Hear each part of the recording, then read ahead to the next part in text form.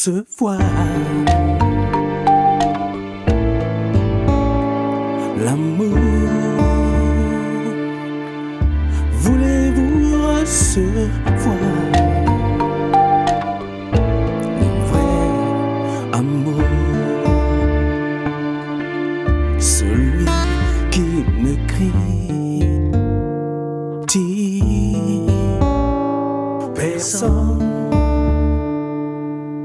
celui qui se nourrit des différences, cet amour qui se donne jusqu'à la mort, cet amour qui efface tes erreurs. Voulez-vous recevoir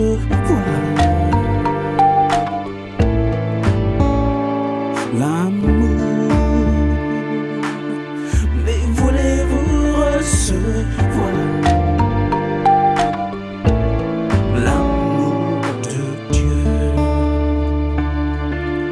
Vouloir cette main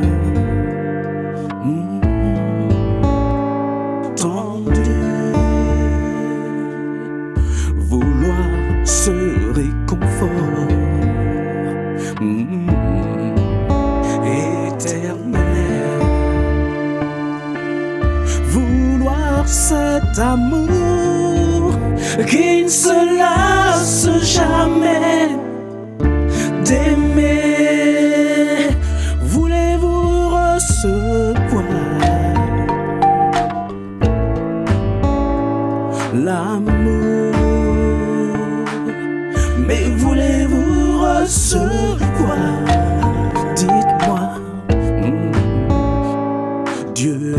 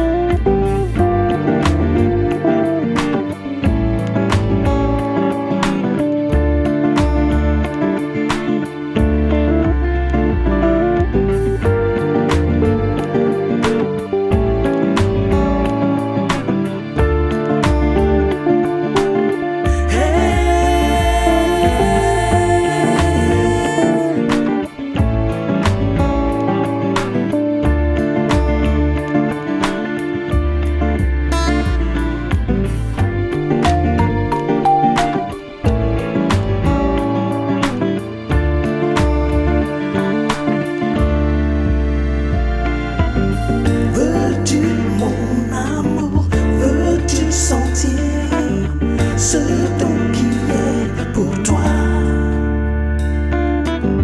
Veux-tu mon amour? Veux-tu sentir ce don qui est pour toi?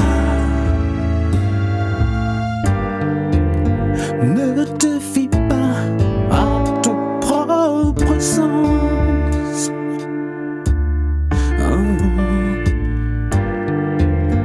L'amour n'est que partage.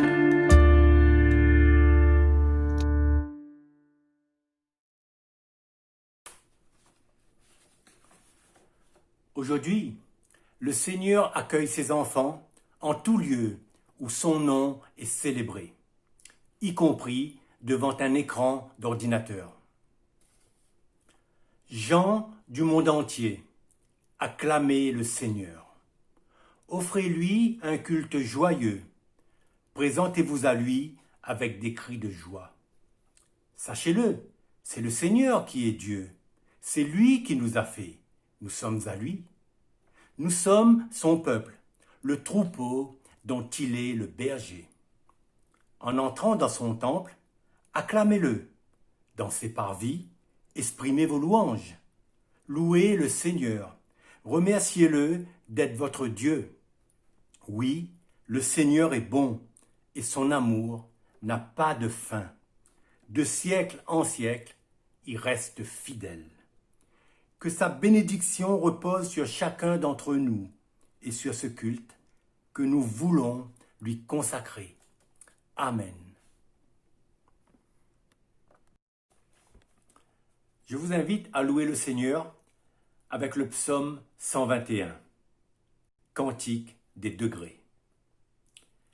Je lève mes yeux vers les montagnes.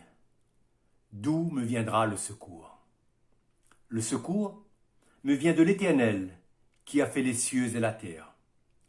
Il ne permettra point que ton pied chancelle. Celui qui te garde ne sommeillera point. Voici, il ne sommeille, ni ne dort, celui qui garde Israël. L'Éternel est celui qui te garde. L'Éternel est ton ombre à ta main droite. Pendant le jour, le soleil ne te frappera point, ni la lune pendant la nuit. L'Éternel te gardera de tout mal. Il gardera ton âme. L'Éternel gardera ton départ et ton arrivée dès maintenant et à jamais.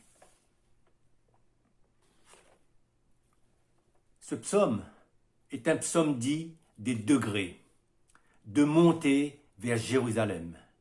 C'est un psaume de pèlerinage, de louange, mais aussi de confiance. Il rappelle la protection de Dieu. L'Éternel te gardera de tout mal. Il gardera ton âme. L'Éternel gardera ton départ et ton arrivée dès maintenant et à jamais. Ces phrases nous encouragent à aller toujours plus haut avec le Seigneur. Souvent, ce psaume est lu et accompagné d'une prière avant un voyage ou avant de quitter son domicile en espérant y revenir. De prier est certes bien et c'est même conseillé. Mais le psaume peut aussi être lu de manière différente. Il est en effet possible d'y voir le cheminement de l'âme, ce qu'il y a de plus précieux en l'homme. En effet, ce départ peut être envisagé comme le départ effectué depuis le royaume de Dieu lors de la création du monde. Éphésiens chapitre 1, les versets 4 à 5. L'arrivée serait lorsque le seuil de l'éternité serait franchi, lorsque l'arrivée serait le retour dans le royaume de Dieu. L'Éternel garde le départ et l'arrivée dès maintenant et à jamais, car il ne sommeille ni ne dort. Dès l'origine, l'Éternel veille sur ceux qu'il a choisis, qui sont partis et reviennent dans la demeure du Père. Dès l'origine, le Père chemine avec ses enfants. Amen. Et je vous invite à louer le Seigneur avec les cantiques suivants. Mon secours est en Dieu et plus près de toi, mon Dieu.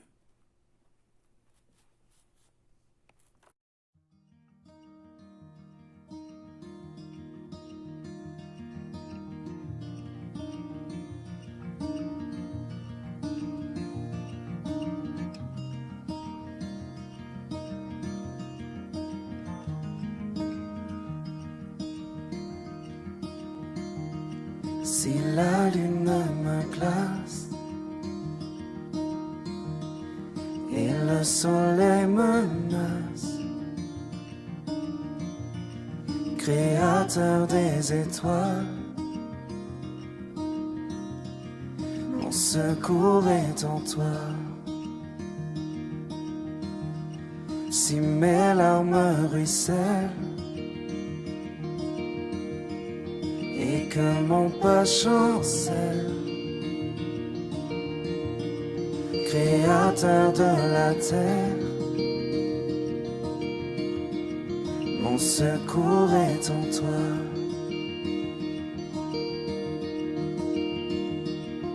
Je lève les yeux vers les hauts sommets.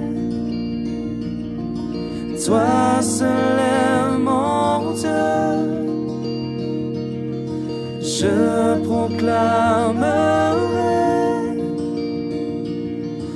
Toi seul est ma force, toi seul me restaure mon secours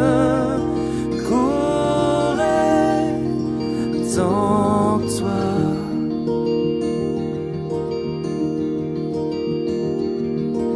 Toujours tu me portes, jamais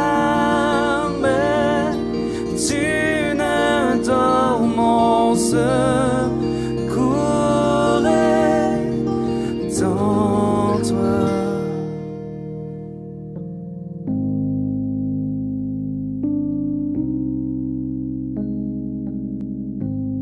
Si la peur m'envahit et mon âme chavire, Créateur de la vie, mon secours est en toi.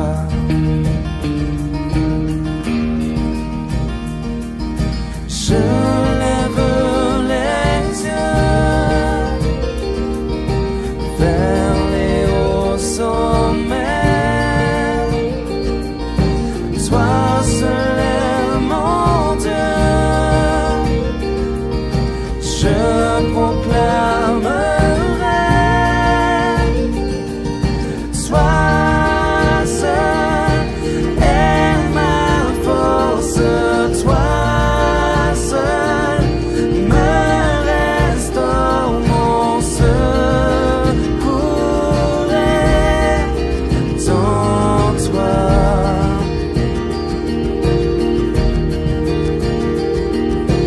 Toujours tu me portes, jamais tu ne dors, mon secours est en toi.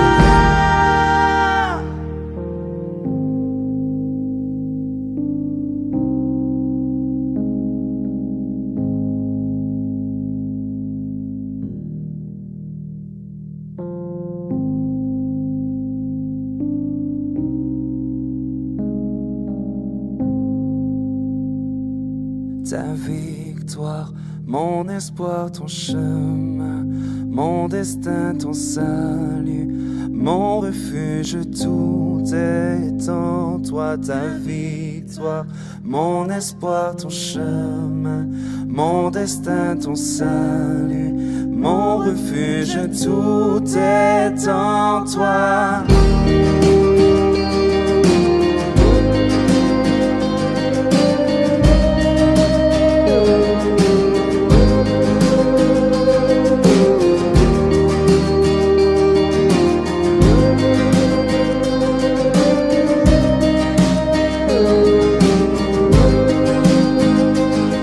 Ta victoire, mon espoir, ton chemin, mon destin, ton salut, mon refuge, tout est en toi. Ta victoire, mon espoir, ton chemin, mon destin, ton salut, mon refuge, tout est en toi. Ta victoire, mon espoir, ton chemin, mon destin, ton salut, mon refuge, tout est en toi. Ta victoire, mon espoir, ton chemin, mon destin, ton salut, mon refuge, tout est en toi.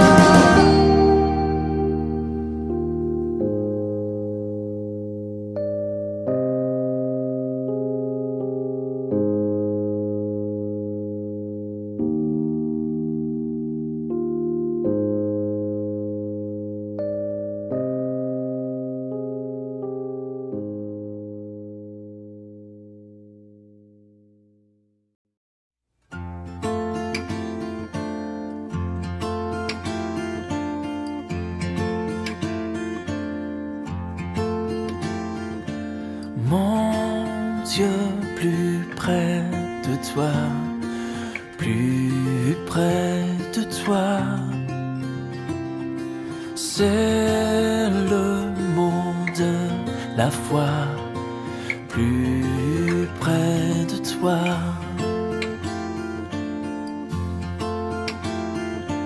Plus près de toi, toujours, plus près de toi. Donne-moi ton secours, soutiens ma foi. Même alors que l'épreuve débordant comme un fleuve me rapproche de toi, plus près de toi.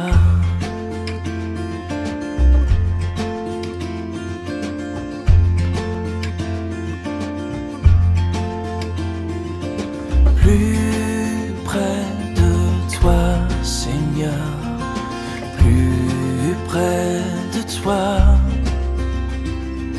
Tiens-moi dans ma douleur, tout près de toi. Alors que la souffrance fait son œuvre en silence, toujours plus près de toi, Seigneur, tiens-moi.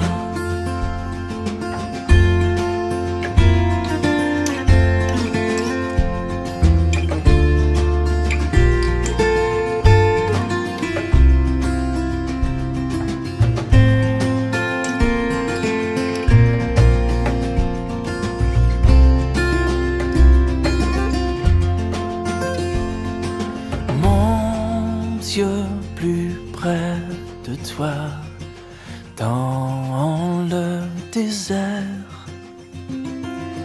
j'ai vu plus près de toi, ton ciel ouvert.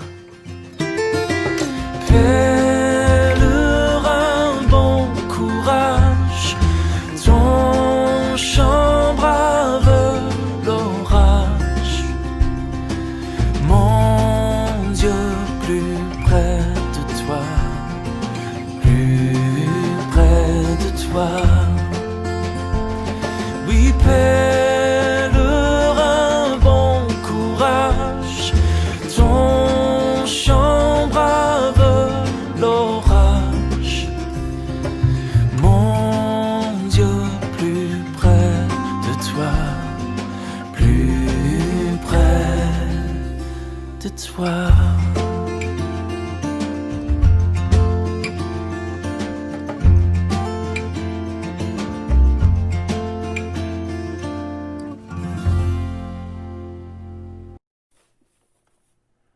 Je vous invite à écouter la loi de Dieu. Recueillons-nous pour écouter la voix de Jésus-Christ et pour lui répondre dans nos cœurs. Je suis la lumière du monde. Celui qui me suit ne marchera pas dans les ténèbres, mais il aura la lumière de la vie. Seigneur, éclaire-nous et apprends-nous à marcher comme des enfants de lumière. Je suis le chemin, la vérité et la vie. Nul ne vient au Père que par moi. Seigneur, garde-nous de nous égarer loin de toi. Je suis le cep, vous êtes les sarments. Celui qui demeure en moi et en qui je demeure porte beaucoup de fruits. Seigneur, fais-nous la grâce de porter des fruits à ta gloire. Je suis la résurrection et la vie. Celui qui croit en moi vivra quand même il serait mort. Seigneur, fais-nous participer à ton éternelle vie. Je suis l'étoile brillante du matin qui annonce le jour éternel. Seigneur, viens bientôt. Amen.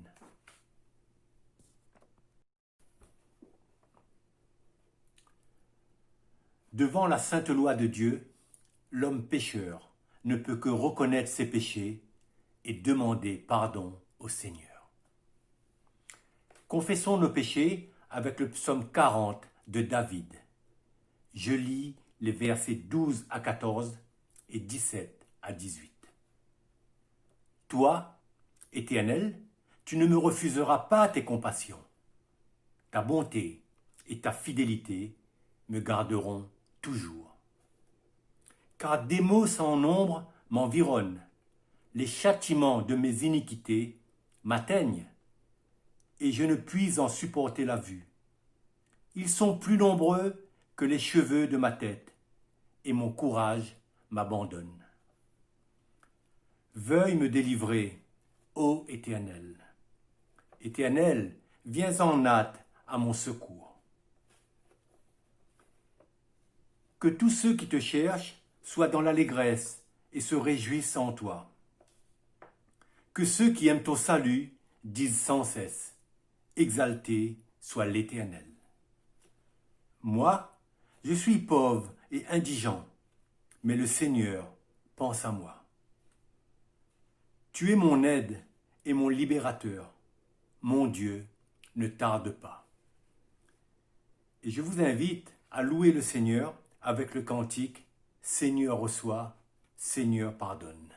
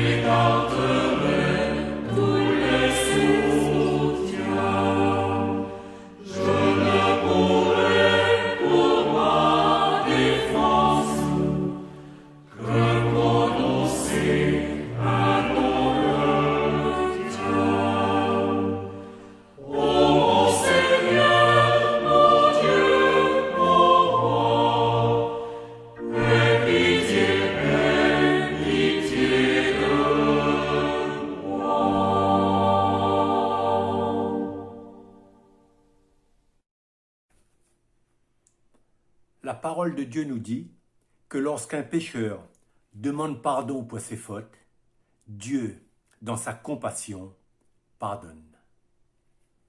Dieu a répandu avec abondance le Saint-Esprit sur nous par Jésus-Christ, notre Sauveur, afin que nous soyons rendus justes devant Dieu et que nous puissions recevoir la vie éternelle que nous espérons.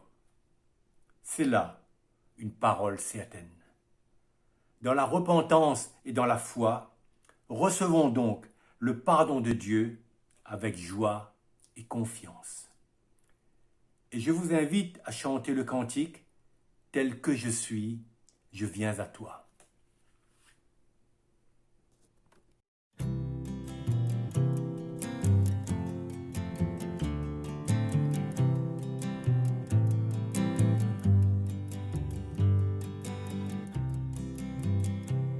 Tel que je suis, sans rien de moi, sinon ton sang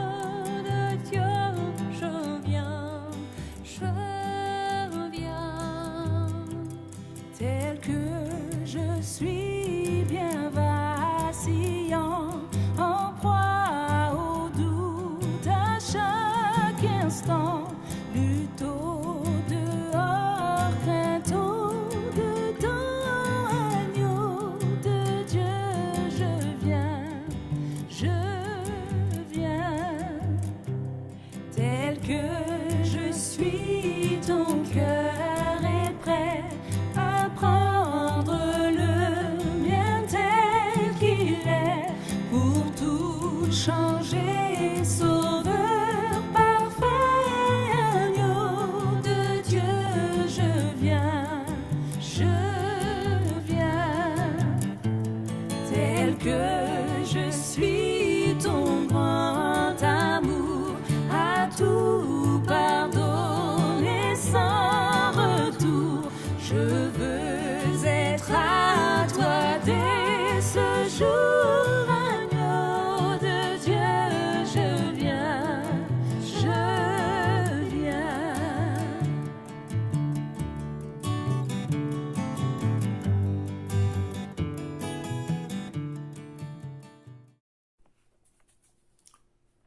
Libérés et pardonnés, je vous invite à confesser la foi chrétienne avec le symbole des apôtres. Je crois en Dieu, le Père Tout-Puissant, Créateur du ciel et de la terre.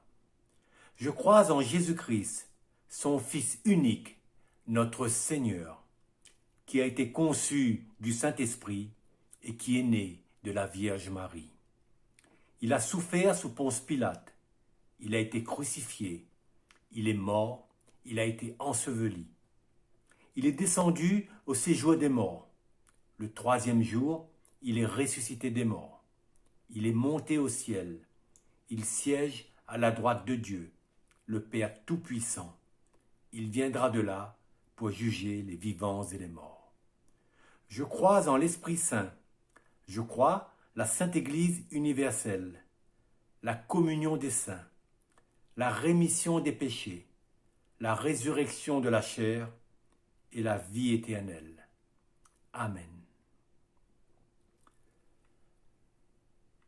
Avant de laisser la place à notre frère Armel Gonda, qui apportera la prédication, je vous invite à louer le Seigneur avec le cantique « Ô prends mon âme ».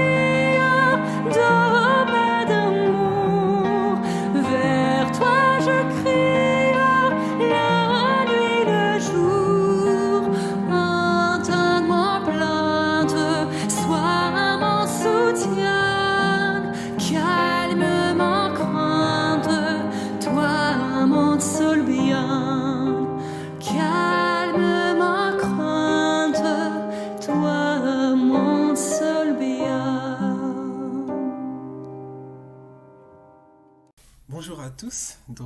Je suis Armel et je suis très content de pouvoir partager la parole de Dieu avec vous ce matin. Avant de commencer, je vais vous donner quelques éléments de présentation. Je suis marié à Stéphanie et nous avons 2 filles, Naomi et Anaé. Et nous habitons dans le centre-ville de Meaux, dans le quartier de la Grande Île. Et ça fait maintenant un peu plus d'1 mois que nous avons rejoint l'église réformée. Donc voilà. Avec la crise sanitaire que nous vivons actuellement, des mots sont devenus plus courants dans notre langage au quotidien, comme par exemple confinement, déconfinement, cas contact, distanciation sociale, distanciation physique, présentiel et distanciel. D'ailleurs, nous sommes actuellement en train de vivre notre culte en distanciel, c'est-à-dire en ligne. Dernièrement, vous avez aussi sans doute entendu parler du mot « produit de première nécessité ». En effet, aujourd'hui, nous devons faire la distinction entre les produits considérés comme essentiels et les non essentiels. Les produits alimentaires, hygiéniques, mais aussi informatiques et électriques sont des produits essentiels ou des produits de première nécessité. Ils peuvent donc être vendus librement dans les grandes surfaces. En préparant ce message sur un texte de l'évangile de Luc, j'ai trouvé que le groupe de mots de première nécessité constituerait un bon titre. D'une part parce qu'il fait écho à la situation inédite que nous vivons maintenant, depuis mars 2020, et surtout parce qu'il décrit assez bien l'idée principale du passage que nous allons étudier ensemble ce matin, en distanciel donc. Il y a 2 semaines, le dimanche 1er novembre, avec Brigitte, nous avons parlé des 2 Lazare. Nous avons notamment suivi le cheminement de Marthe, la sœur de Marie et de Lazare, le ressuscité. Ce matin, je vous propose d'étudier l'un des 3 textes bibliques qui parlent de cette fratrie chère à notre Seigneur Jésus. En effet, on peut lire dans l'évangile de Jean, au chapitre 11, verset 5, on peut lire ceci. « Or, Jésus aimait Marthe, sa sœur, et Lazare. » Le passage de ce matin se trouve dans l'évangile de Luc, au chapitre 10, à partir du verset 38 jusqu'au verset 42.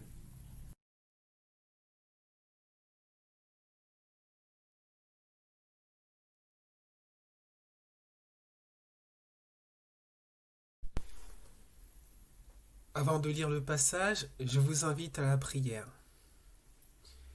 Seigneur, merci pour ta parole. Merci parce qu'elle est esprit et vie. Elle nourrit notre âme, elle nous fait du bien. Je prie que ce matin, nous puissions être attentifs, Seigneur, à l'écoute de ta parole et que nous puissions, Seigneur, la retenir dans notre cœur afin de pouvoir la mettre en pratique, Seigneur, tout au long de cette semaine et même tout au long de notre vie. Assiste-nous par ton Esprit Saint et bénis ces moments, Seigneur, que l'on peut passer dans ta parole avec toi. Amen. Je vous invite donc à lire dans l'évangile de Luc, au chapitre 10, à partir du verset 38. Comme Jésus était en chemin avec ses disciples, il entra dans un village, et une femme du nom de Marthe l'accueillit dans sa maison. Elle avait une sœur, appelée Marie, qui s'assit aux pieds de Jésus et écoutait ce qu'il disait. Marthe était affairée aux nombreuses tâches du service. Elle survint et dit « Seigneur, cela ne te fait-il rien que ma sœur me laisse seule pour servir? Dis-lui donc de venir m'aider. » Jésus lui répondit « Marthe, Marthe, tu t'inquiètes et tu t'agites pour beaucoup de choses, mais une seule est nécessaire. Marie a choisi la bonne part, elle ne lui sera pas enlevée. » Fin de la lecture de la parole de Dieu.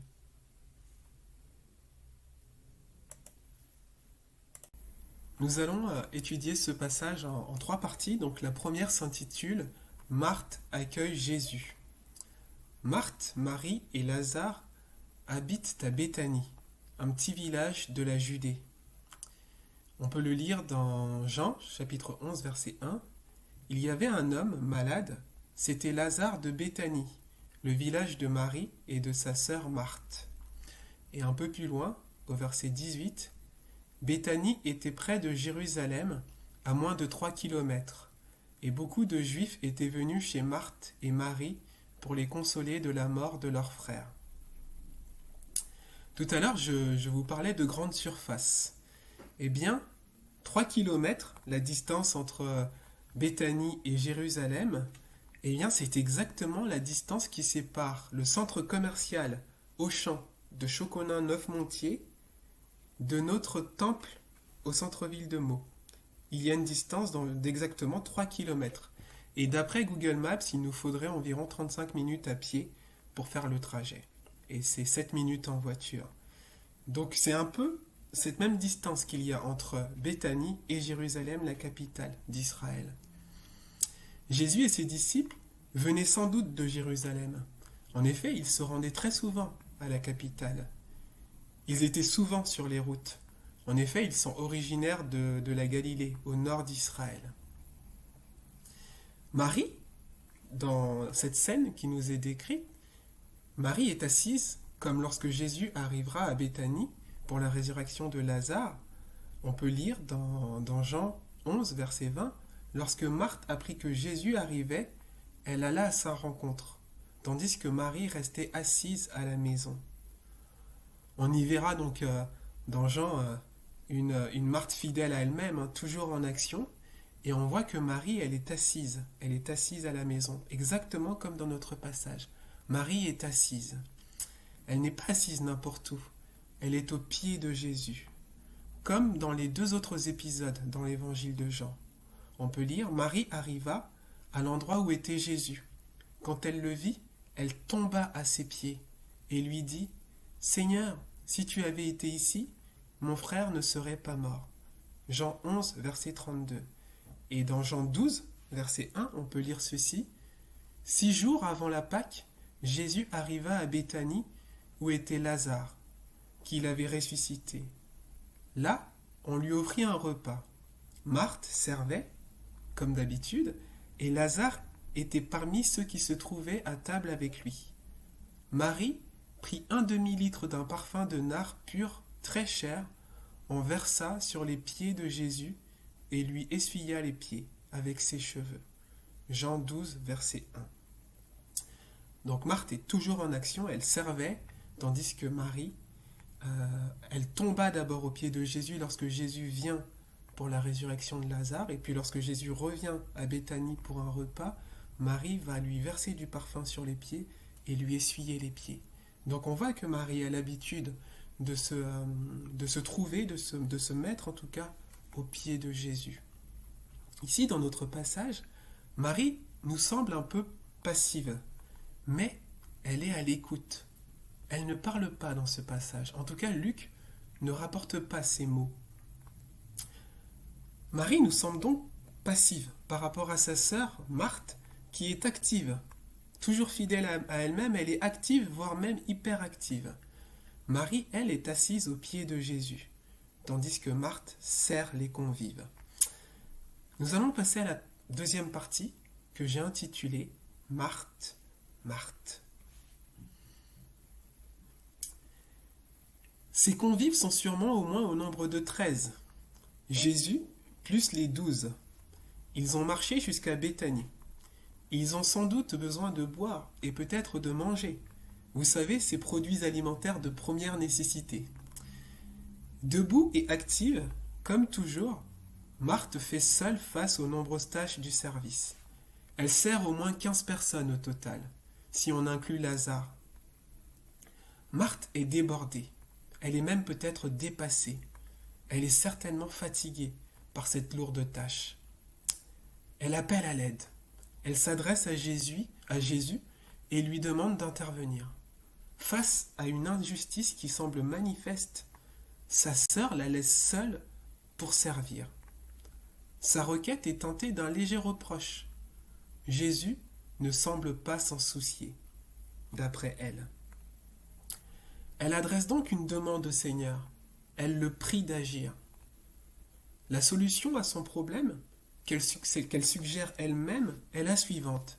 Que Jésus dise à Marie de venir l'aider. Une solution tout à fait logique, car si Marie vient l'aider, elle ne sera plus toute seule, elles pourront ainsi se répartir les tâches. Marthe sera alors soulagée et ça sera beaucoup plus simple. Donc Marthe est tout à fait cohérente à vue humaine. Comme bien souvent, la réponse du Seigneur nous prend à contre-pied. En effet, Jésus dépasse toujours nos considérations très souvent matérialistes.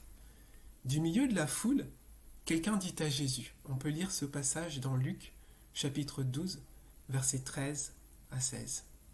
Du milieu de la foule, quelqu'un dit à Jésus, « Maître, dis à mon frère de partager notre héritage avec moi. » Jésus lui répondit, « Qui m'a établi pour être votre juge ou pour faire vos partages ?»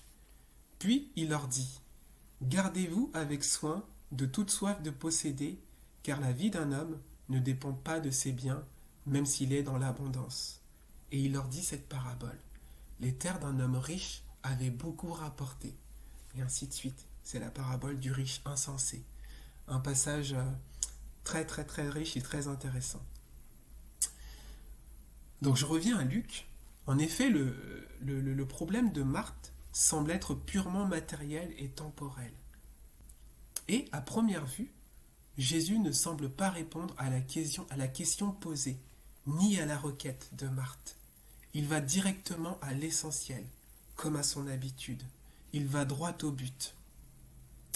Mais pour cela, il lui faut d'abord capter l'attention de Marthe. En effet, Marthe a bien le nez dans son guidon. Comme pour l'extirper de sa cuisine et l'extraire de cette réalité matérielle, Jésus va l'appeler 2 fois par son prénom.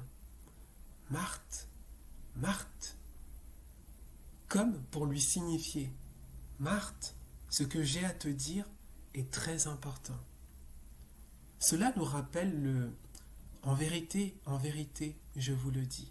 À chaque fois que Jésus utilise ces termes, c'est qu'il a quelque chose de très important à dire. De toute manière, quand le Seigneur parle, c'est très souvent important. C'est toujours important.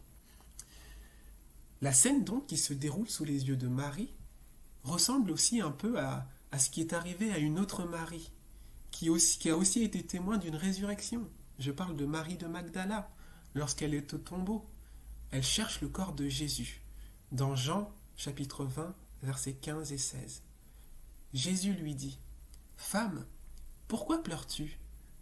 Qui cherches-tu » Pensant que c'était le jardinier, elle lui dit, « Seigneur, si c'est toi qui l'as emporté, dis-moi où tu l'as mis et j'irai le prendre. » Jésus lui dit, « Marie !» Elle se retourna et lui dit en hébreu, « Rabouni !» c'est-à-dire « maître ». Marie de Magdala, comme Marthe, malgré l'émotion, avait bien les pieds sur terre. Elle pensait que c'était le jardinier. Face à celui qui est la résurrection et la vie, elle finit par reconnaître son Rabouni, c'est-à-dire son maître.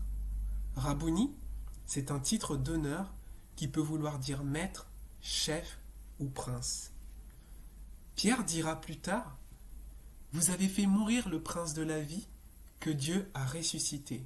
Nous en sommes témoins. » Dans Acte 3, verset 15. Marie de Magdala est le premier témoin de cette résurrection. Elle avait aussi la tête dans son guidon de tristesse. Elle était attristée.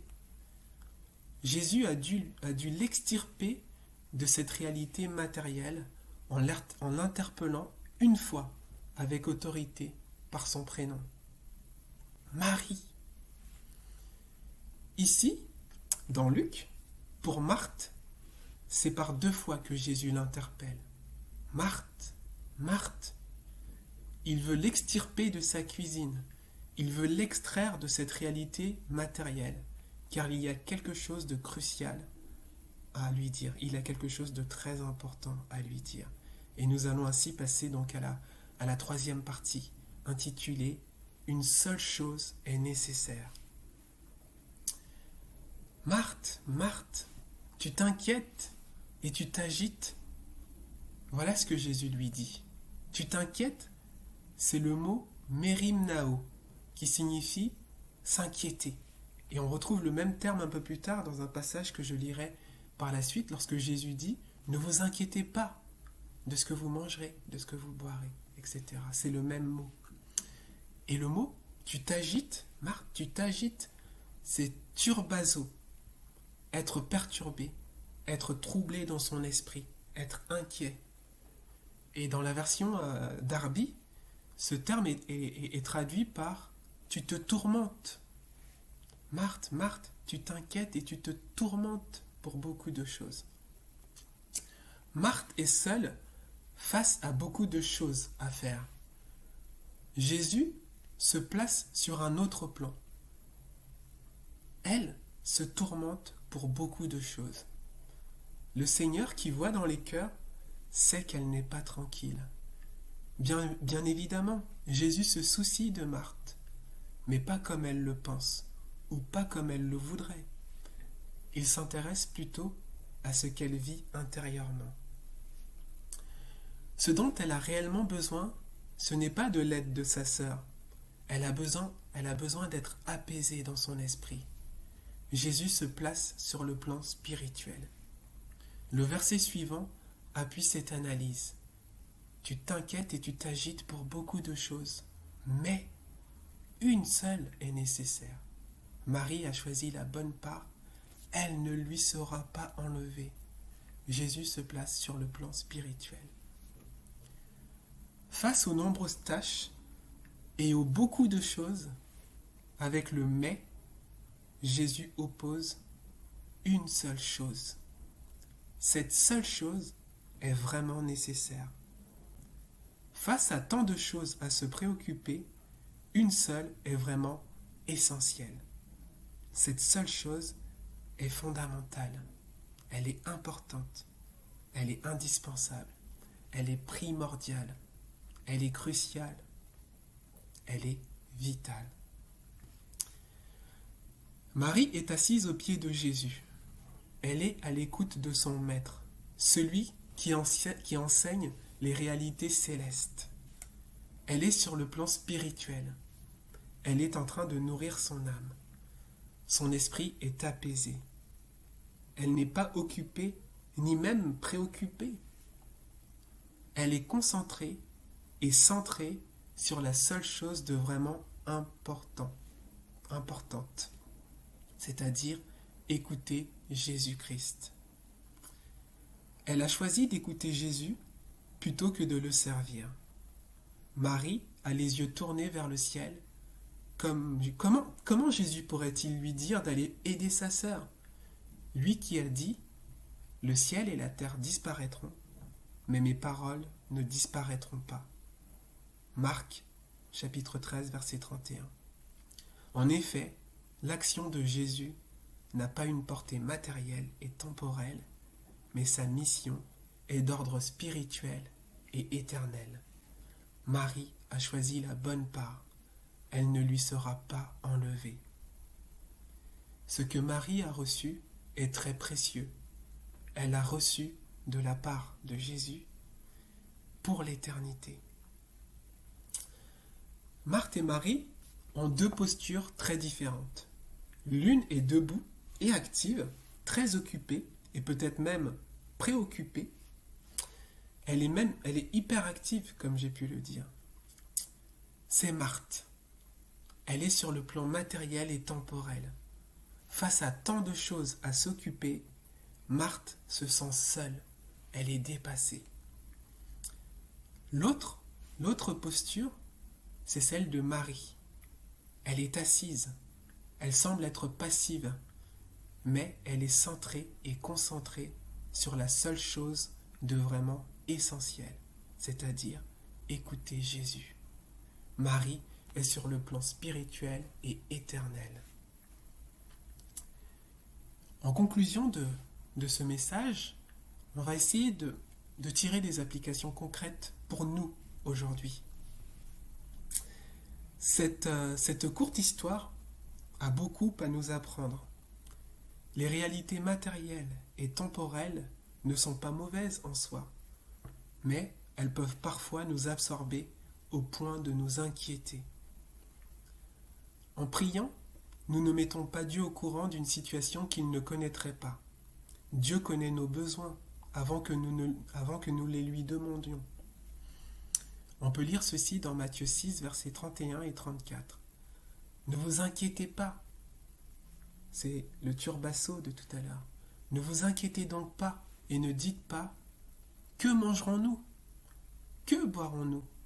Avec quoi nous habillerons-nous » En effet, tout cela, ce sont les membres des autres peuples qui le recherchent. Or, votre Père céleste sait que vous en avez besoin. Recherchez d'abord le royaume et la justice de Dieu, et tout cela vous sera donné en plus. Ne vous inquiétez donc pas du lendemain, car le lendemain prendra soin de lui-même.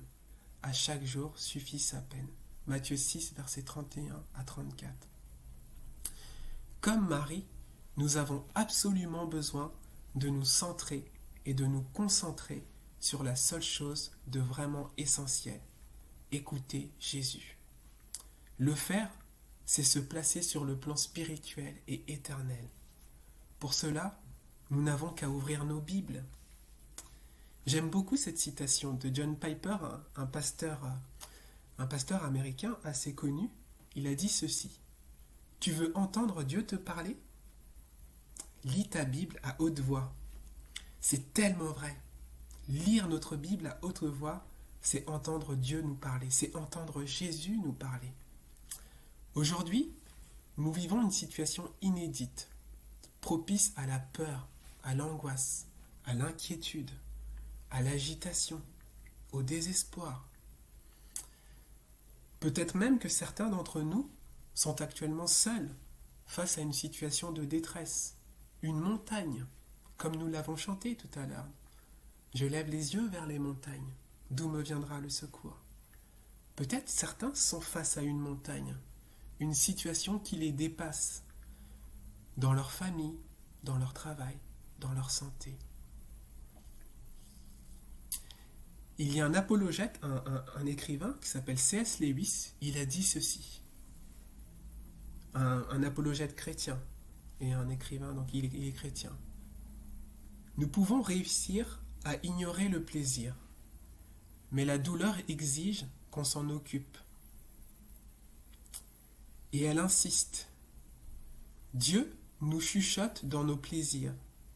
Il nous parle dans notre conscience, mais il crie dans nos douleurs. C'est son mégaphone pour réveiller un monde sourd. Parfois, nous avons bien le nez dans notre guidon, comme Marthe. Mais dans sa grâce, Dieu crie pour nous extirper de cette réalité matérielle et nous inviter à changer de plan. Pour cela, nous devons nous asseoir aux pieds de Jésus, comme Marie. Nous avons besoin de l'écouter pour nourrir notre âme et fortifier notre foi. Laissons-nous instruire par lui. Comme Marie, mettons-nous à son école, comme on peut le lire dans Matthieu 11, versets 28 à 30. Venez à moi, vous tous qui êtes fatigués et courbés sous un fardeau, et je vous donnerai du repos. Acceptez mes exigences. Laissez-vous instruire par moi, ou bien mettez-vous à mon école, dans d'autres traductions, car je suis doux et humble de cœur, et vous trouverez le repos pour votre âme. Matthieu 11, versets 28 à 30. On peut aussi lire ce passage, qui est très connu, dans Luc, chapitre 8, versets 14 à 18. Ce qui est tombé parmi les ronces, ce sont ceux qui ont entendu la parole. Mais en cours de route, ils la laissent étouffer par les préoccupations, les richesses et les plaisirs de la vie. Et ils ne parviennent pas à maturité.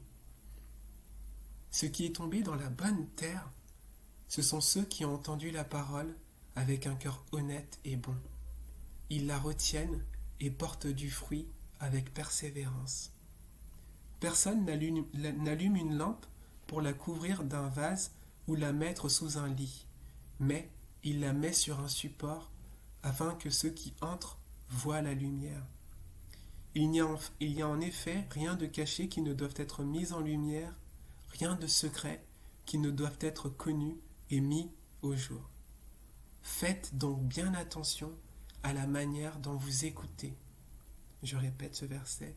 Faites donc bien attention à la manière dont vous écoutez, car on donnera à celui qui a, mais à celui qui n'a pas, on enlèvera même ce qu'il croit avoir. Marthe est active et hyperactive. Marie est à l'écoute. Elle a choisi la bonne part, celle qu'il ne lui sera jamais enlevée.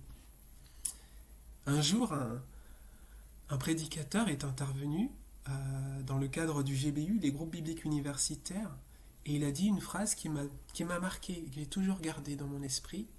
Il disait ceci: « Quand le semeur de terrain parle, c'est vital d'écouter. » Et je le reprends à mon compte, je reprends cette phrase. Quand le semeur de terrain parle, c'est important, c'est essentiel, c'est fondamental, c'est indispensable, c'est vital de l'écouter. Mettons-nous à son école et écoutons-le avec un cœur honnête et bon, car sa parole est de première nécessité. Que le Seigneur nous aide dans nos priorités, dans notre choix de priorité, afin que nous puissions toujours choisir la bonne part, celle qui nous sera jamais enlevée. Amen. Avant de poursuivre avec Jean-Joël, je vous invite à prendre un chant. En fait, 2 chants en un. Ce sont les chants « Seigneur, à quel autre ?» qui est immédiatement suivi du chant « Parce qu'il vit ». Bon dimanche à tous.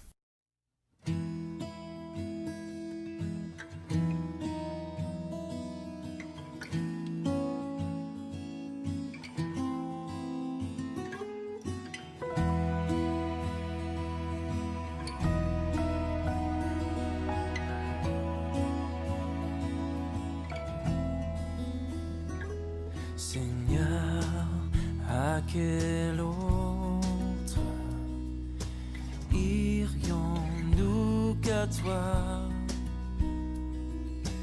Tu as les paroles de la vie éternelle, et nous avons cru, et nous avons connu que tu es le Christ, le Fils du Dieu vivant.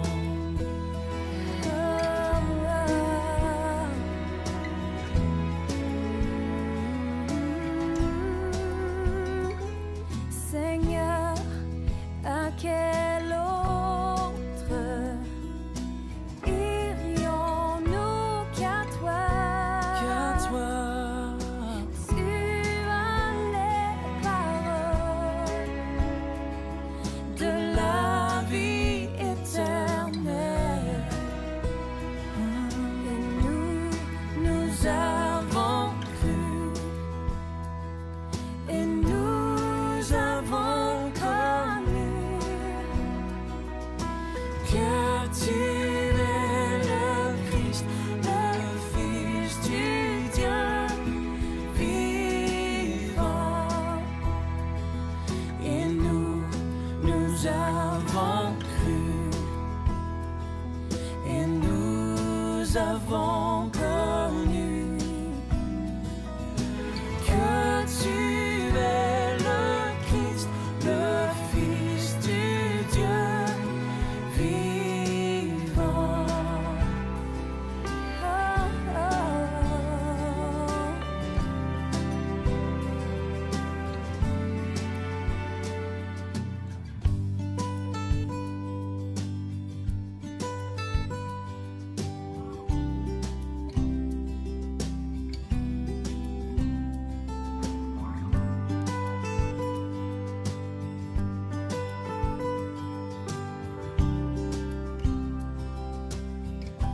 Parce qu'il vit,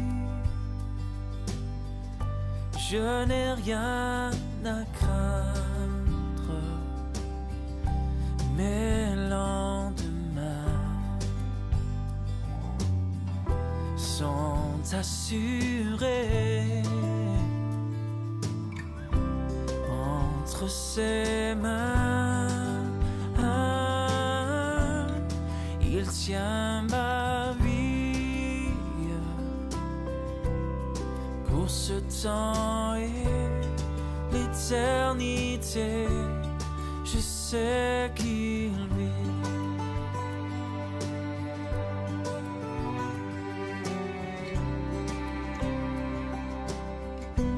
Parce qu'il vit, je n'ai rien à craindre, mes lendemains sont assurés entre ses mains. Il tient ma vie pour ce temps et l'éternité. Je sais qu'il vit entre ses mains. Il tient ma vie pour ce temps et l'éternité. Je sais qu'il vit.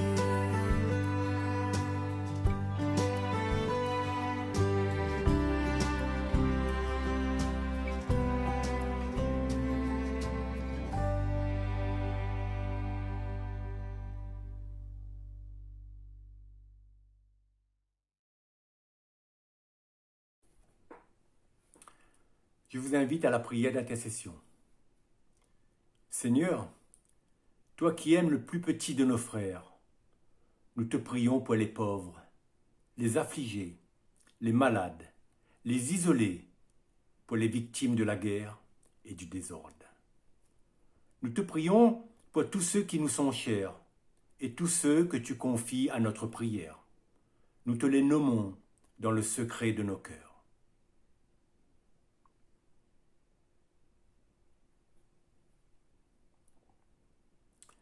Nous te prions pour notre pays et pour toutes les nations, pour les responsables des peuples, afin qu'ils recherchent la paix et la justice.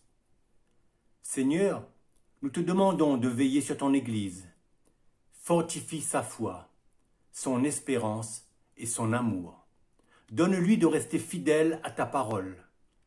Veuille te servir de nous. Seigneur, nous voici pour faire ta volonté. Seigneur notre Dieu, toi qui inspires toute vraie prière, entends les appels de ton Église. Fais que nous recevions dans la foi ce que nous demandons, selon ta promesse, par Jésus, le Christ, notre Seigneur. Et tous ensemble, nous disons le Notre Père, la prière que le Seigneur nous a enseignée. Notre Père, qui es aux cieux, que ton nom soit sanctifié, que ton règne vienne, que ta volonté soit faite sur la terre comme au ciel. Donne-nous aujourd'hui notre pain de ce jour. Pardonne-nous nos offenses, comme nous pardonnons aussi à ceux qui nous ont offensés. Et ne nous laisse pas entrer en tentation, mais délivre-nous du mal. Car c'est à toi qu'appartiennent le règne, la puissance et la gloire, au siècle des siècles. Amen. Je vous invite à écouter l'exhortation et à recevoir la bénédiction de la part du Seigneur. À nous tous qui avons choisi de venir au pied du Seigneur ce matin, rappelons-nous qu'en faisant ce choix, le Seigneur nous dit qu'une seule chose est nécessaire et que cette part ne nous sera pas ôtée. Recevez la bénédiction. La main du Seigneur repose sur son peuple. Le Seigneur vient à votre secours et met en vous sa paix. Amen. Et pour terminer ce culte, je vous invite à louer le Seigneur avec le cantique « Qui donc dans le ciel ?» À toutes et à tous, je vous souhaite un bon dimanche malgré le confinement.